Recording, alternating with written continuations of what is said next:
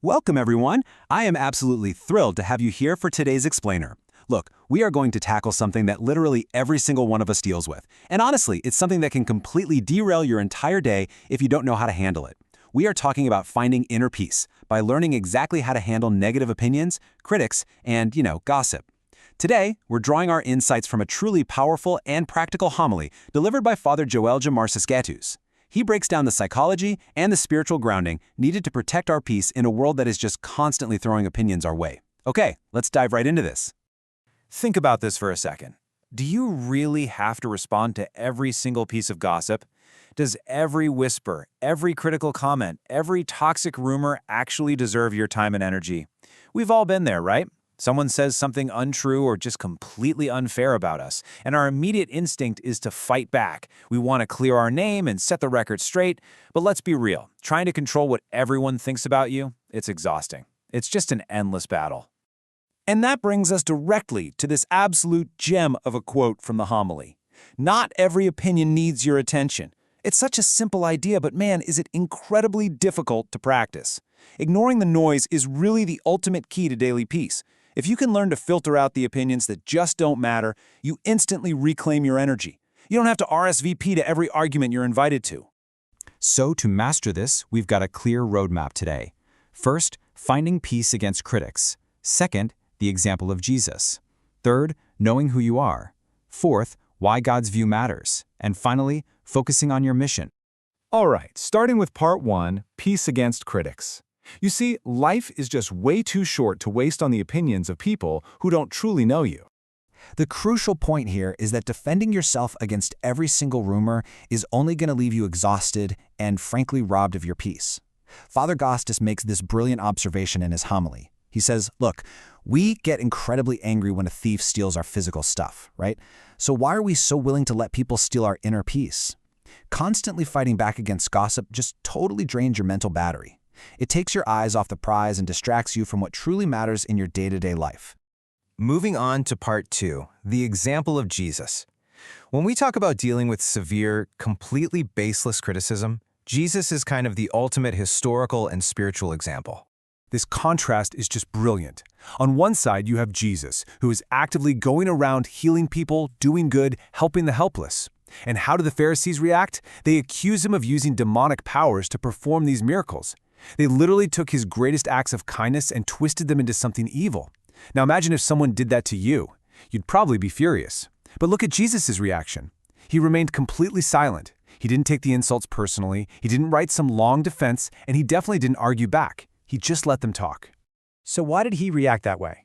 Well, the homily breaks it down into 3 profound reasons, and these are basically going to serve as our 3 pillars for inner peace moving forward. First, he knew his true identity. Second, he valued God's opinion way over human opinions. And third, he prioritized his mission over winning a petty argument. Let's unpack these one by one, because applying these 3 steps can completely change how you navigate life. Which brings us to part 3, know who you are. This is your solid foundation.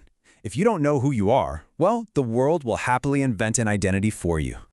Consider what it means to be a puppet. It's someone who allows their emotions and actions to be easily controlled by the baseless opinions of others. If someone says something mean to you and your entire day is ruined, who is in control? They are. You've basically become a toy for them to play with. Father Gaius synthesizes that true strength isn't about yelling the loudest. True strength is emotional control. Anyone can get angry, right? Anyone can throw a tantrum. But it takes true wisdom to hear an insult and just choose not to react. Which perfectly aligns with his timeless quote from St. Anthony of Padua, "Actions speak louder than words." When people are talking badly about you, there is absolutely no shame in staying completely silent. Your words don't expose who you are, your character does. So let your consistency, your kindness, and your hard work do all the talking for you. Your life is going to be the absolute best counter-argument to any critic. All right, part 4, God's view matters. We have to learn to weigh the source of the criticism, because not all opinions hold the same weight. Think about an empty tin can. If you drop it on the floor, it makes a massive clattering noise. The homily uses this imagery to remind us that the loudest opinions are definitely not always the wisest voices. Just because someone is incredibly loud, visibly emotional, and aggressively coming at you does not mean they're speaking the truth. Often, the people with the absolute least substance make the most noise, so we've got to be super careful about whose voices we let into our heads. To really hammer this home, the homily shares this heartbreaking, yet really illuminating little story. Let's call it the stolen dream. Imagine a young student happily drawing a picture of a flower. The teacher walks by, laughs at the rough, kind of unconventional style, and tells the kid, "You have no future in art. When you grow up, just go into business." The child is totally crushed. He listens to the loud voice of his critic, internalizes that rejection, and completely abandons his passion. Fast forward years later, this child is now a successful businessman, and he visits a museum. He stands in front of a masterpiece by Vincent van Gogh. He stares at these bold, rough strokes of a flower painting and is just struck with this overwhelming sense of regret. It looked exactly like the style he used when he was a kid. He realizes, wow, if I hadn't listened to my teacher, I could have been a great artist. What a tragic illustration of the danger of letting another person's voice dictate your potential. And that leads us to this massive takeaway. Never allow the opinions of other people to be louder than the promises of God. Human opinions, they change constantly. One day the crowd loves you, the next day they don't. But God's truth about your worth and your potential remains constant. Don't let the noise of those empty cans drown out the truth of who you were meant to be. In our final section, Part 5, focus on your mission. Redirecting your energy away from critics and toward your actual life's purpose is the ultimate victory. There is a really stark contrast here. On the one hand, we have wasting time. This is when you're bending over backwards trying to silence your critics, desperately trying to clear your name to people who have already decided to misunderstand you. On the other hand, using time wisely. This is exactly what Jesus did.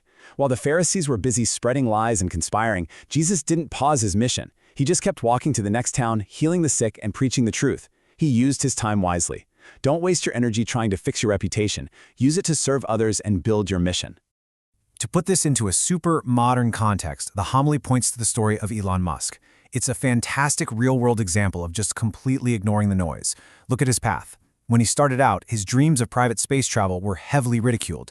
People literally laughed at him. He was told his goals were entirely impossible. Then came the massive failures. His early rockets exploded over and over again, almost bankrupting his entire company. The critics were out there screaming, "I told you so." But what did he do? He ignored them. He refused to let the opinions of onlookers change his direction. He focused on the data, learned from his failures, and continued his mission. The result?